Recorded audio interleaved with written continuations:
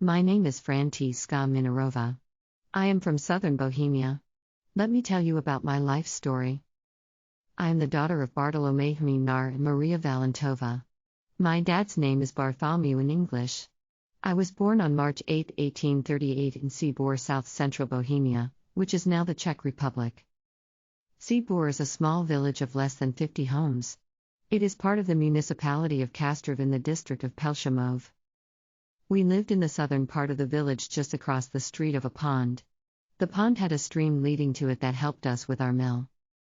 My father was a miller. A miller operates a mill in order to grind grain. This mill was in the family for many generations. Here is our home.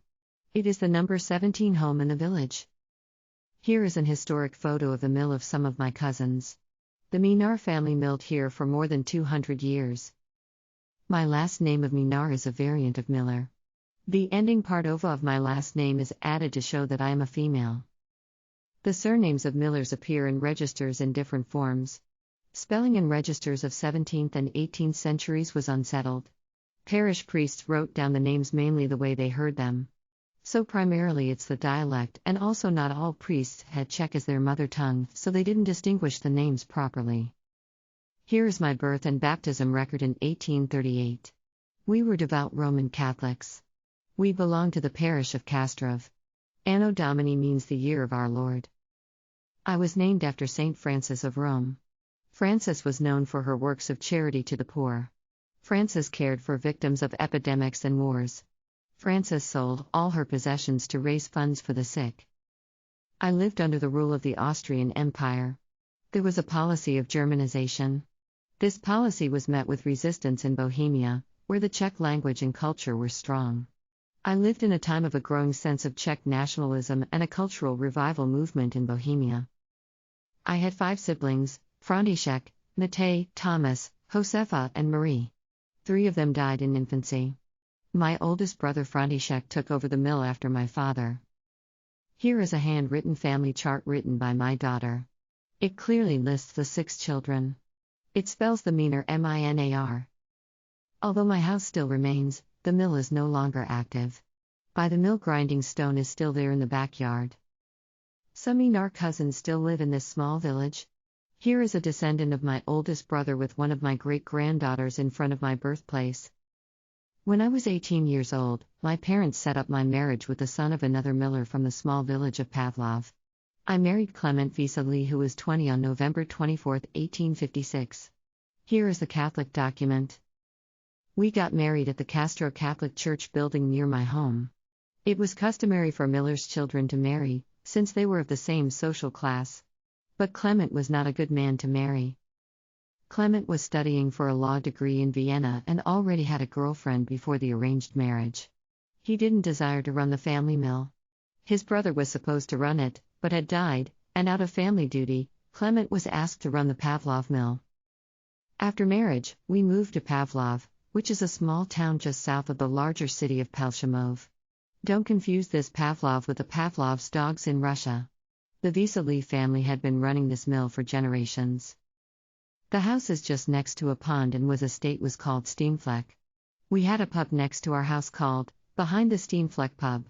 The collection of alcoholic beverages from the farm was not meant for our own use, but for the pub. In 1875, the mill is listed as a 4-rank mill. The first order was the grinding room, the kitchen and the outbuilding. The second order included the stall and the barn. The third was the shed. The fourth was the barn standing separately by the pond Steamfleck. Here are some tourists visiting this place today. It is the house right as you enter the village. Clement was an intelligent, licentious, carefree, and brutal type of man. He caused me untold sorrow and tribulation. My face was sorrowful from a grief you could not comprehend. We had 11 children, 10 of which survived to adulthood. Jan, Anna, Joanna, Marie, Alzbeta, Katerina, Joseph, Augustine, František, Frantiska, and Karl. My children were my entire joy in my life. Here is a handwritten pedigree chart written by my daughter. Notice we do a top-down approach to family history charts. A kroj is a traditional Czech folk dress or costume. These outfits reflect centuries of evolution and refinement, and vary significantly by region and village. All are traditionally handmade and are works of art and love. These were important to me. Here are 3 of my granddaughters wearing these custom Crowy clothing. I loved seeing my children wearing these. I like to teach my children some Bohemian recipes, including this babuvka bread. It was a delicious dessert. Can you say babuvka? A common food at our home was zeli. Zeli is cooked cabbage. I like a song called Szła na nika dał zeli. A common meal of celebration was a pork roast with zeli and konnedli key. Pelshimov was center of commerce. I would enjoy going there on occasion to shop. It was just over an hour walk each way to get there. My favorite markets were at the Masarkovo Square. I had a strong faith in God.